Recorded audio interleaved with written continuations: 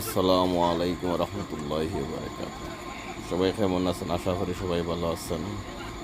আজকে পূর্ব ফরেগ্রাম জামে মসজিদের কিছু সাফাই কাজ চলে। আজকে দেখুন গাছের অনেক বড় বড় ডাল অনেক ক্ষয়ক্ষতি করেন, আপনার মসজিদের সাথে অনেক ক্ষতি করে। কিছু নিজের মসজিদেরও কিছু গাছ আছে, আর বাইরে বাড়ির ভিতরে বাড়িঘর কিছু গাছ নেই।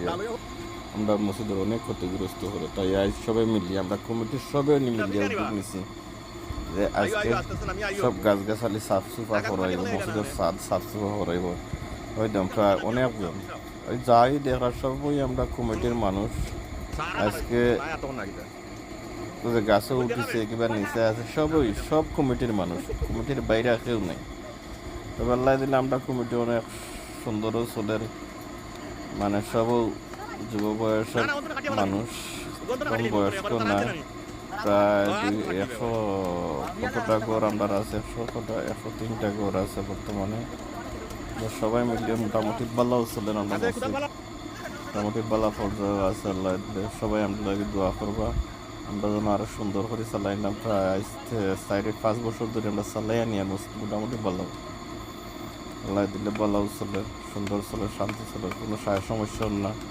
আমরা কমিটির মাঝে কোনো যায় ঝামেলা না। ওই যে যারা দেখরা সারা আমরা মসজিদের কমিটির মানুষ, কমিটির বাইরে কেউ নেই, সবাই কমিটির। মানে বড় বড় ডালাইন খাটিয়া হল ফেলাইছে আজকে গাছের, ওই পুরা ছাতর উপরে আইছে পুরা গাছের ডাল।